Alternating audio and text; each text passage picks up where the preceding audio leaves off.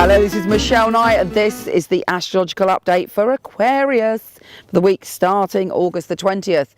Now, this week there is some big astrological challenges, but also opportunities. Starts off with a grand cardinal cross, something deep from the nether regions of our unconscious, like the Loch Ness monster, is poking up its little head and going, boom, here I am. I bet you thought you'd forgotten about me.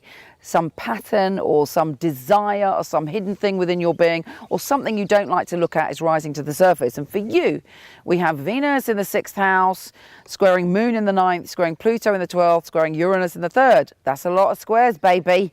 Anyway, really what you need to look at is how isolated you feel in relationships.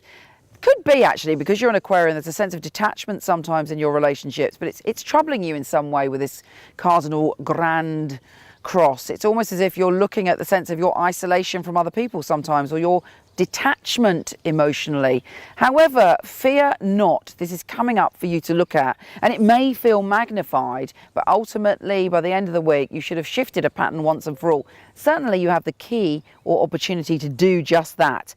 Now, it's squaring the Moon in the 9th. There's a part of you that always needs to feel like a free spirit, but is that sort of affecting your intimate relationships with people? When that's squaring Pluto in the 12th, squaring Uranus in the 3rd, there is a part of you that's much deeper than people realize.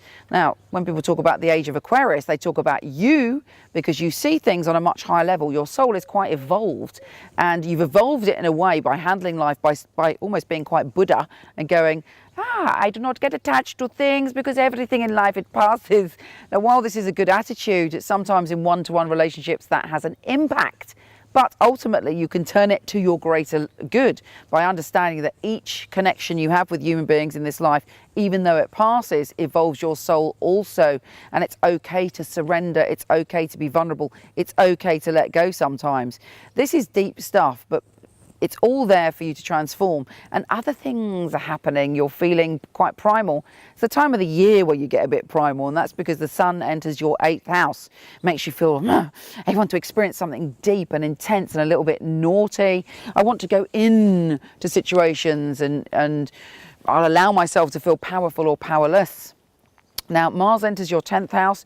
You've really got your va-va-va-voom when it comes to career. You're like, I'm going for it. I'm going to be strong. Nothing seems too much trouble. You should have a lot of energy around your career. But the very interesting and delightful thing about this week is we have a grand fire trine. Hooray! We have trines, which are good, and it kind of smooths over the squares at the beginning of the week. Even though they are like full-on soul change of vibration squares, this trine is giving you Uranus in the 3rd, trining Mercury in the 7th, about relationships and communicating in relationships, trining Moon in the 11th. You've got a feeling of camaraderie with people around you towards the end of the week. You feel uplifted and you feel connected and you feel plugged back into being one precious part of the whole that we all are. Take care, have a great time, and I'll speak to you soon.